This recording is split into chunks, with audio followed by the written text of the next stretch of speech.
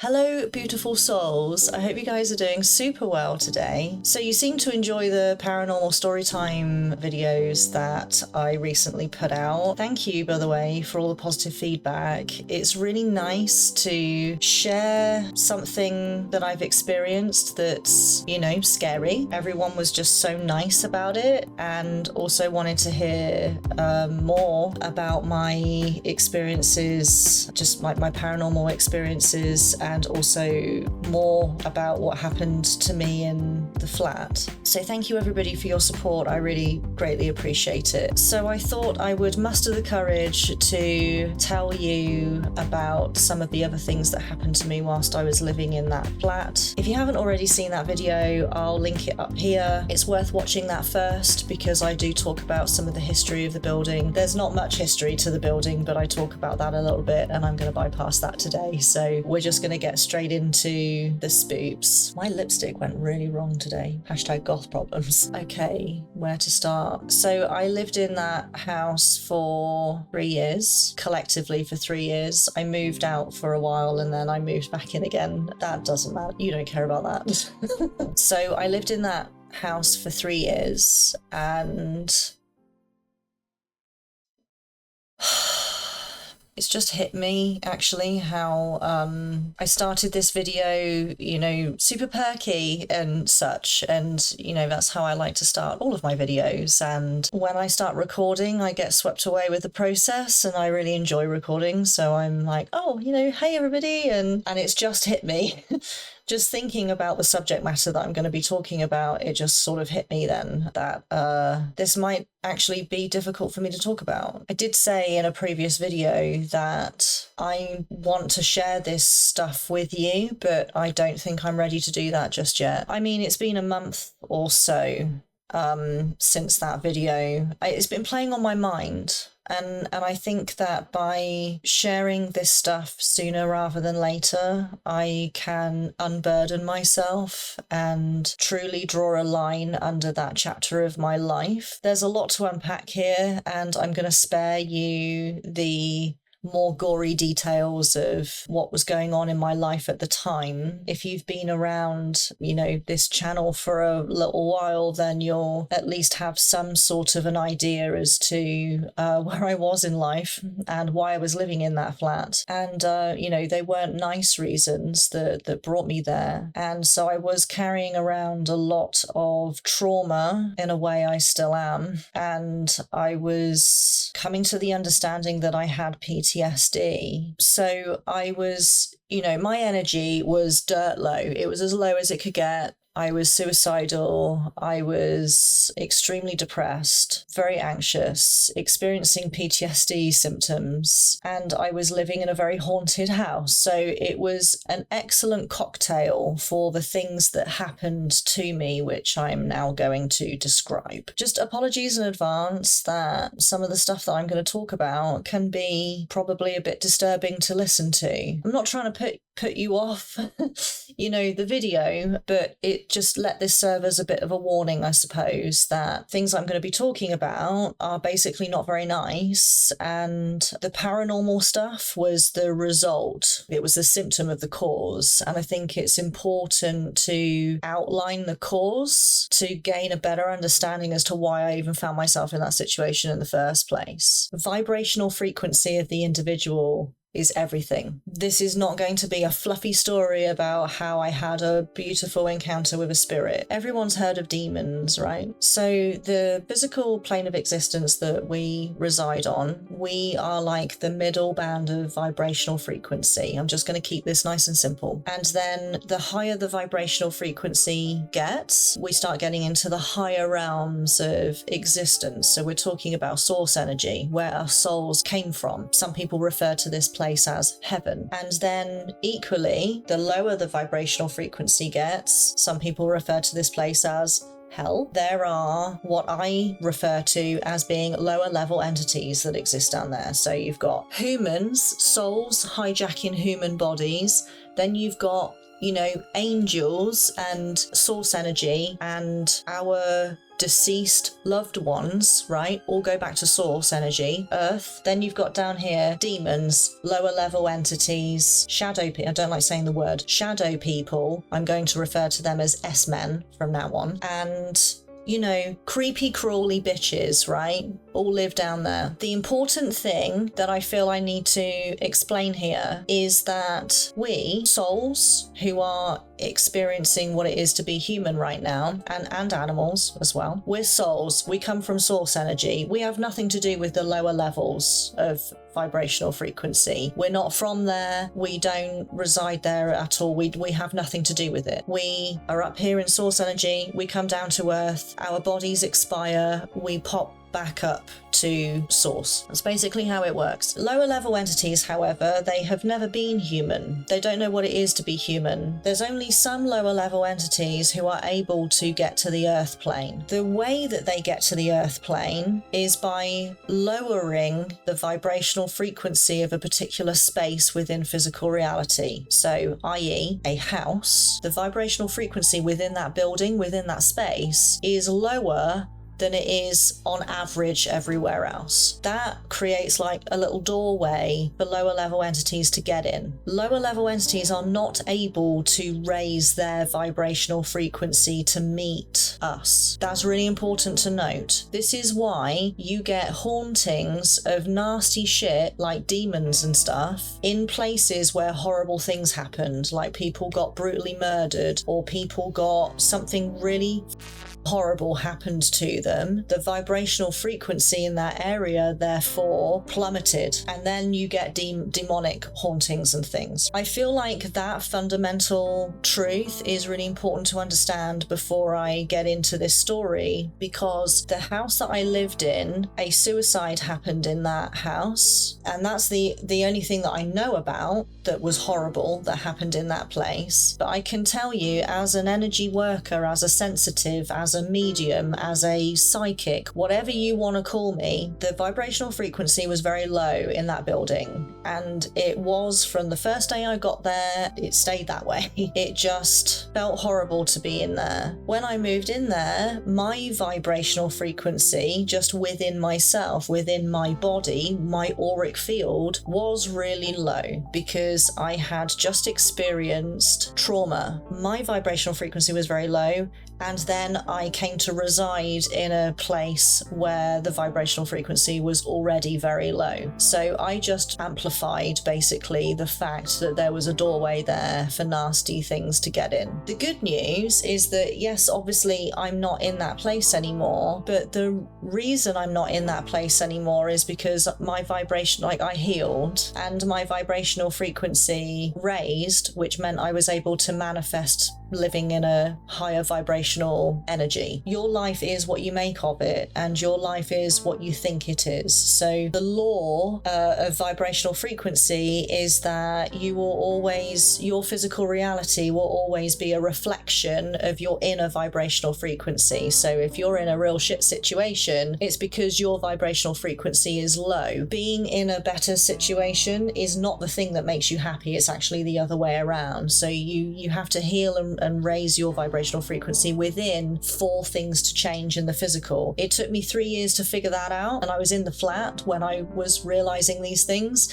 and as soon as I did realize that stuff, boom, here I am in a beautiful house now. If you're interested in manifesting beautiful things for yourself, then maybe, I don't know, tell me in the comments and maybe I'll make a video about that. I felt that I needed to at least lay that in as a foundation for you guys to kind of understand why I was being haunted by such a horrible beastie. It did have something to do with the flat and where I was, but it had a lot to do with me. So when I first moved into the flat, I was, not in a good way, not in a good headspace, not in a good heart space, and I began my healing process probably after about 6 months of being in that flat, like consciously healing. During this time, I was doing everything that I could to take care of my mental health, and I was making progress. I was making really good progress. It was very slow, but I was doing it, I definitely had good days, but I also had bad days. My housemate Nero was having to wake me up because I would just be screaming the house down, and then he'd come and wake me up and I would be, heaving for breath, and I'd have sweat dripping down my face, and I'd be like, what? And he would be like, you were screaming in your sleep and you were obviously having a bad dream. The night terrors were happening maybe 2 or 3 times a week, and I'm not talking about nightmares, by the way. Nightmares are different to night terrors. I was getting nightmares probably every night. A nightmare is a bad dream, right? It's a bad, scary dream that you might wake up from with a start, and you're worried and you're scared, but usually you'll like remember the dream, or at least some elements of the dream, and you'll be aware that you had a nightmare when you wake up. Night terror is different to this. A night terror is when you are having a dream, but when you wake up, you have no recollection of it whatsoever, but all you know is that you are in an extremely intense state of fear. Usually, a night terror, you'll be screaming, sweating, someone will need to wake you up. And like I say, when you wake up, you have no memory of what it was that you were, dreaming about. This started happening to me after being in the flat for maybe 6 months-ish. The nightmares that I started having, the first thing I noticed was that they were all the same. It wasn't a reoccurring dream, but the thing that this entity was doing was the same thing. The dream would be that I am in my bed in my room, and this thing is opening my bedroom door. The dream started where I didn't actually see it. I would see the effect of it. So it started with small things like turning the handle, I had like a doorknob on my bedroom door. It was not a handle, it was like a knob, and it would just twist by itself. And so in my dream, I would go over to it and I would put my hand on it to stop it from turning, and then it would suddenly, as if someone had like turned it and then would let go, and it would like snap back round. So it would turn like this, and I put my hand on it to stop it, and then I would feel the pressure release from the other side, so I'd let go and it would just like snap back round. That was one of the first dreams that I had. Not scary, right? Just weird, but it did scare me because I knew that this was not a normal dream. Like, this is going to be difficult for me to describe because everyone dreams differently. A vast majority of people don't remember their dreams at all. I always remember my dreams. I remember dreams that I've had. Every single morning, I'm like, I remember my dream. Okay, I might not remember all of them,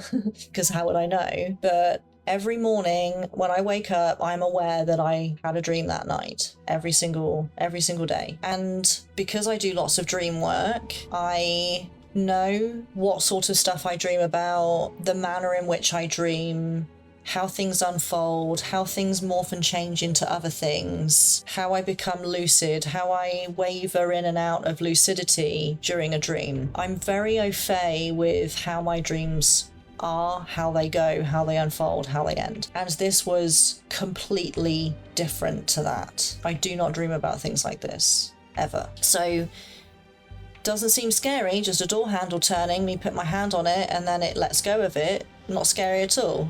This is like Phasmo stuff, but it scared me because I knew it was real. Like, I knew it wasn't coming from my conjurings. I knew that it was a real thing that was trying to scare me. It started with small stuff, and remember what I said earlier about vibrational frequency, how these entities cannot raise their vibrational frequency to meet ours. Instead, they have to bring ours down so that they can come up. That's what it was doing. It was wearing me down. So it started with small stuff, and then it progressed to bigger stuff, and that's how I knew that it was succeeding. One of the other dreams that I had was I would know that it was just standing outside my bedroom door. I would dream that I was, again, like asleep in my bed, and then I wake up and I just look over at the bedroom door, and I couldn't see it. There was no evidence of it being there, but I could feel it standing outside my door. So I would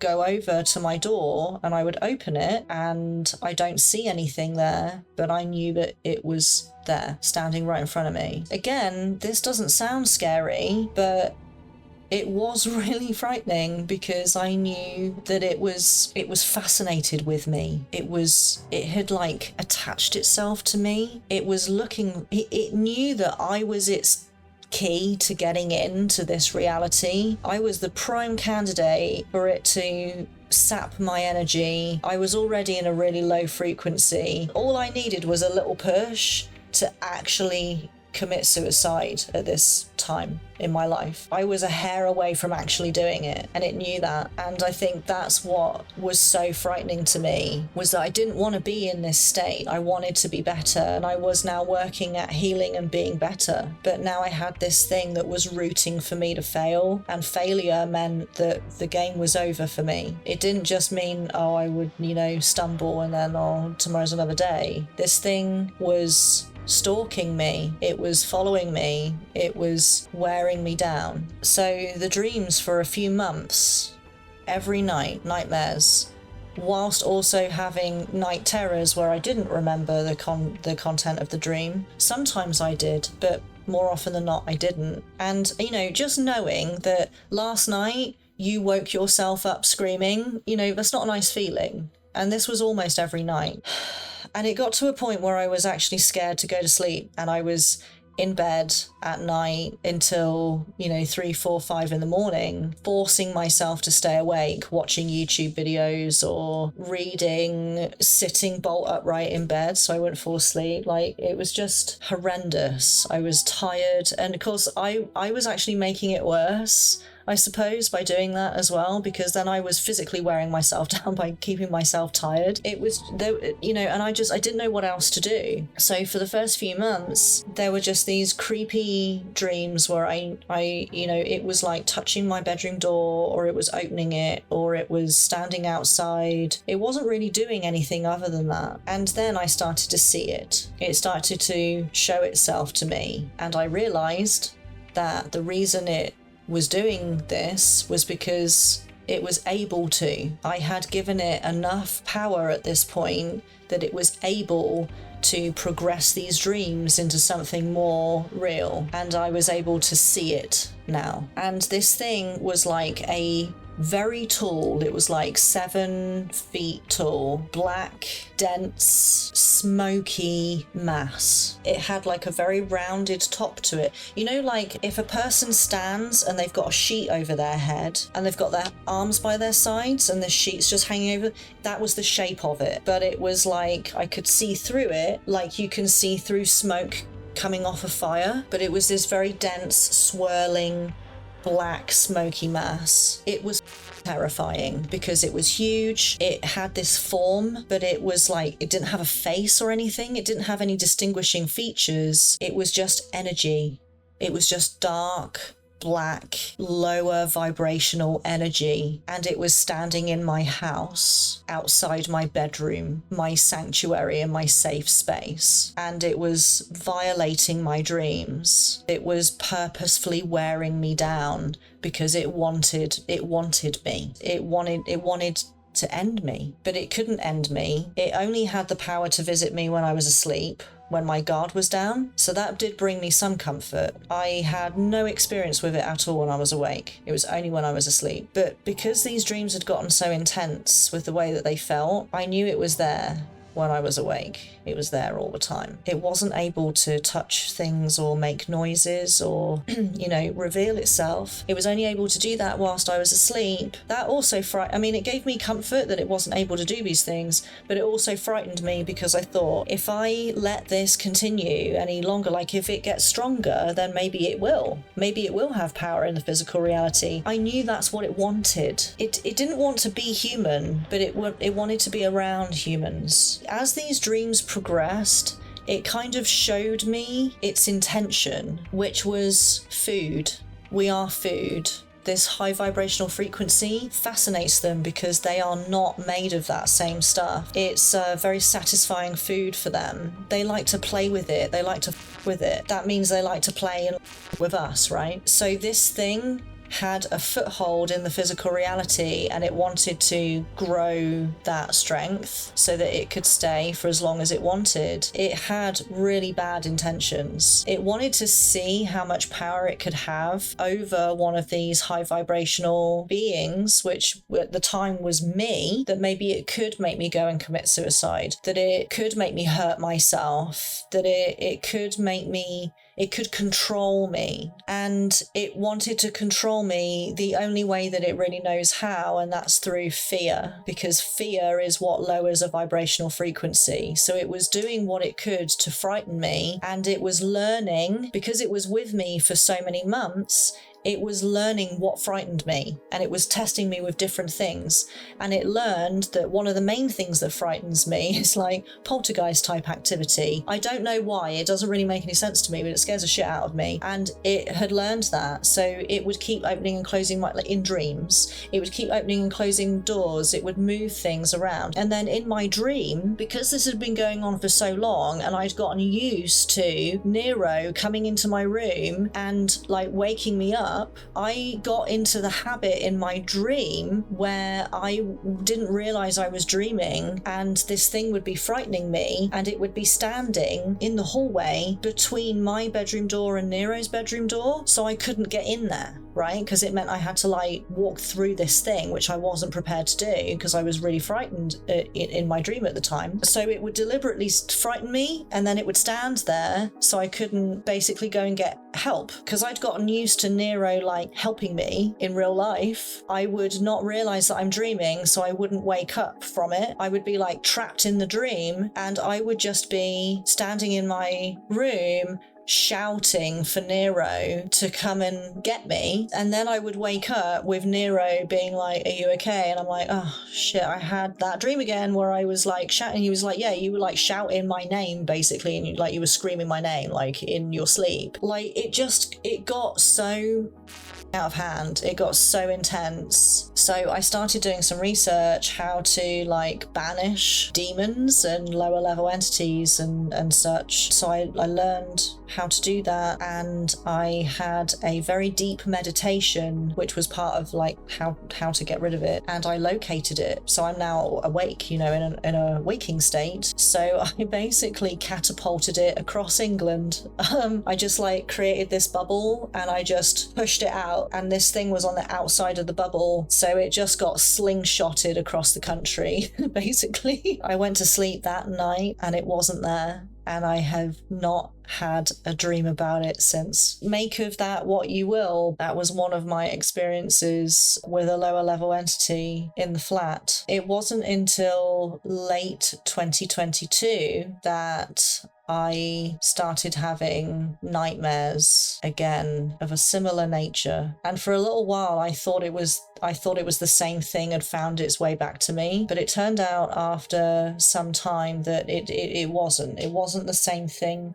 This was a different creature now. I had another bout of night terrors, and they were accompanied with these nightmares. They were very graphic and they were very real. It was like when you think about a movie that you've watched, you know how like the way that you conjure up the images and the sounds and the way that you remember, like the way that memory reveals itself in your mind, right? When you remember something. These dreams were like that. They were like little snapshots or little like video clips of really horrific things that when I woke up, I realized, wait a second. First of all, I don't normally dream this way, right? Like I was saying earlier, I don't normally dream this way, so I know that this did not come from me. This came from an outside influence whilst I was asleep. There's nothing familiar about this at all. I don't remember watching a movie where I saw this and maybe that's why I dreamt about it. It's certainly not something that I've ever experienced in my waking life. It's not something that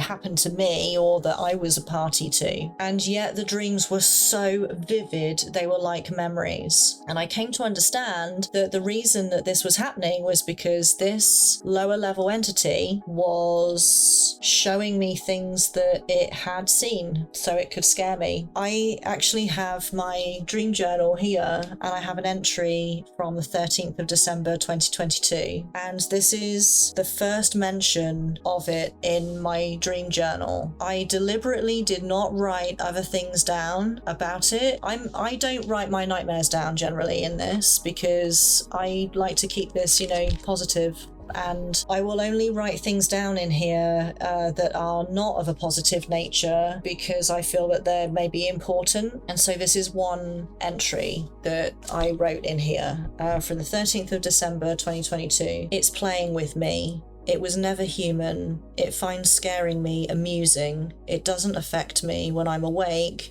although I see it a shadow in my videos behind me. This is referring to multiple live streams on Twitch around that time. I saw it with my own eyes in the kitchen the other day, like a moving shadow, but when I'm asleep, it penetrates my dreams and shows me grotesque things. It showed me a ritual sacrifice.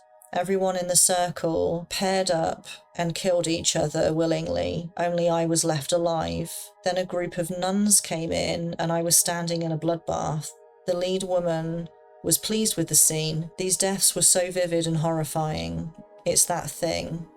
It's black, a shadow, short, humanoid, but it crawls like Gollum. It's not harmful, it just amuses itself by creating fear in people. Pesky. So I didn't elaborate on this, and I think maybe I probably shouldn't elaborate on that dream. I remember it clear as day, as if I had the dream last night. These people killed themselves and each other right in front of me, and the only reason I was the one person left alive is because I had no one to pair up with. So I would have been part of that as well. And then when everyone was dead and I was standing in like 2 inches of blood, because there was, lots of people in that room with me who were all now dead, and just very messy, very, very messy, very graphic situation. This group of nuns came in, but they weren't like Christian nuns. They were nuns, but all of their crucifixes that they had around their neck were upside down. The lead nun was wearing a red and black habit, not a black and white one. And yeah, she was really pleased. She congratulated me on the ritual, and she was really pleased that this is a worthy sacrifice sort of response, and it was really up. I woke up from that feeling very displaced, right? I was very what's the word, uncomfortable, unsettled, right? Very unsettled. I had multiple dreams that were like that, and I would wake up from these dreams and I would see it at the foot of the bed. It would be like this, like Gollum, the way that Gollum crawls around on all fours. He'd be like this on the foot of my bed, over my feet. I would look at it and I would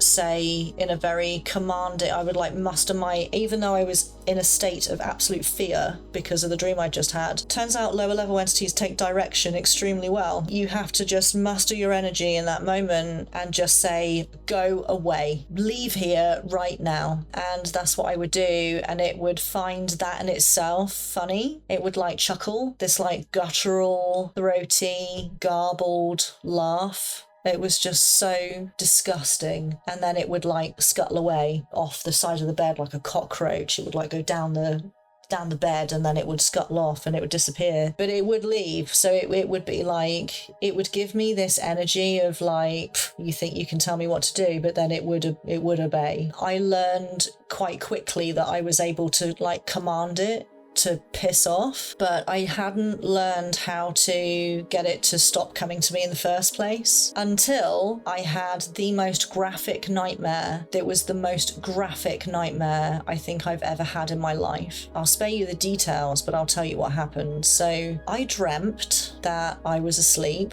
and I woke up in my bed and I needed the bathroom. So I walked out of my room and I walked across the landing and I went into the bathroom. And when I stepped into the bathroom, there was the bathroom was quite a large room. The toilet was sort of here, and then over here in the corner of the room was a bath with one of those glass screens that comes halfway up to the bath, halfway up the length of the bath. It was frosted. In the darkness, I saw something move behind the glass screen. So I'm peering in the dark. Remember, this is a dream, right? I'm peering in the dark at this movement, and I could make out a short figure, and I could make out like a face and clothing, and it was all in light greys. I mean, I suppose I was standing in a black room. I was standing in a dark room, so colours become muted when you're standing in the darkness, obviously. But this figure behind the screen was standing at a side profile, as if they were standing like having a shower, like they were standing at a side profile to me, and they were the height of a child. They were the height of maybe a 6-year-old child. So I very cautiously crossed the bathroom floor and I peered round, and I remember I was deep breathing at this point. I was like I was trying to calm myself because I was absolutely terrified. I'd just got out of bed to go and have a wee in the middle of the night. You know, there's not supposed to be a child standing in my bathroom in the dark, motionless in the bath. Just that I knew this was not a good situation for me to be in, and I was absolutely terrified. And I mustered the courage to very slowly put my head around the screen of the bath to see who was standing in there. And it was a little boy, and he was dead. He was very dead. I'm not talking zombie dead. I mean, I can't even, I'm not going to go into the details of it, but he was dead. I stood looking at him, and he was just so my head was probably like here to him, I guess, because I'd sort of gone like this, and he was just staring straight ahead, and then he just went boom. Like, I can't even move my head that fast, like horror movie, you know. His head just went boom and just like looked me dead in the eye, and I just screamed bloody murder. To say I was absolutely petrified is a severe understatement, and I was just screaming and screaming and screaming. Next thing I know, Nero's waking me up, and in that, I don't know how long it would have been, in the time it took me to become conscious, I was still screaming. So I heard myself scream, like as I was waking up, and I screamed. I'll blow your ears off, but I screamed like, ah, ah, ah. And for some reason, something about the way I was screaming made me laugh. He wakes me up, I hear myself scream in a really weird way, and then I immediately started laughing. And Nero was understandably very confused. And he was like, "Are you okay? What's going on? I guess you were having a bad dream." And I was laughing.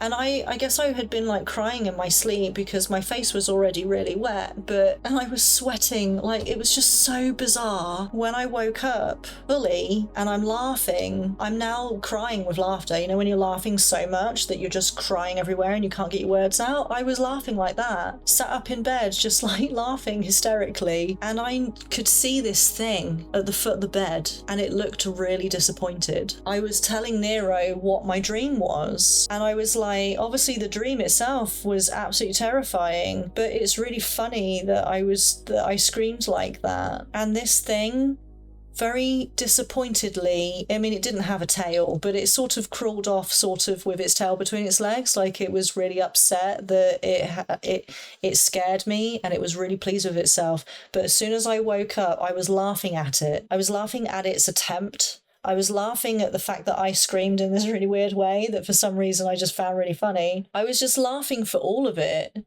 I was laughing for the relief that it wasn't real, and that I woke up, Nero woke me up, but you know, that now I was awake and it wasn't scary anymore. And this thing crawled off and it never came back.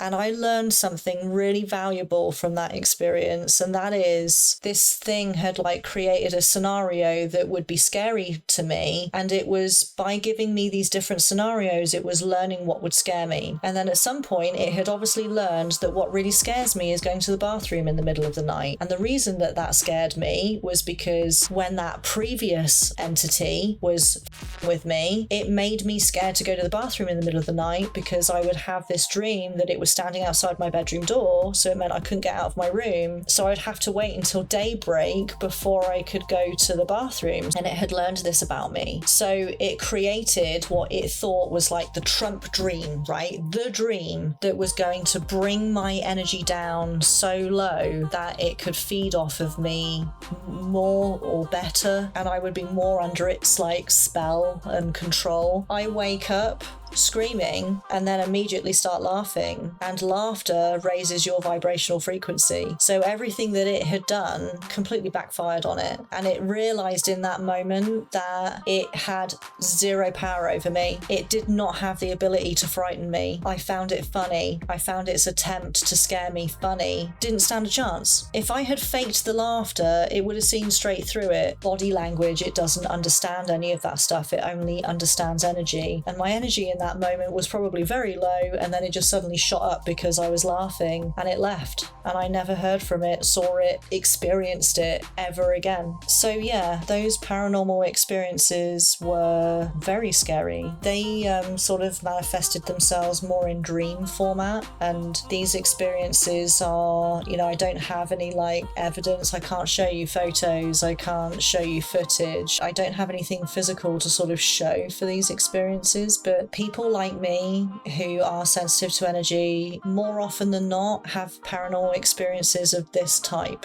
We still have experiences of like physical stuff, but they're usually non-physical. They're normally unique to us in the way that that stuff happened to me. We are non-physical beings. Like, we're taking the form of a physical being at the moment because we're a soul neatly tucked inside these meat wagons that we call human bodies. But that's not our true nature. Our true state of being is pure energy and vibrational frequency. And these things still exist, even though we're experiencing things in a physical format right now. Seeing that there's these two worlds, being aware of these two worlds, I think is, it certainly can be more frightening than experiencing something just in the physical. You know, seeing a ghost with your own two eyes or hearing a disembodied voice. I think you can root that in the physical, and that's your explanation. And in a lot of ways, you know, I think people just kind of explain things away as well, which makes them feel better. But for someone like me who can see, hear, feel, experience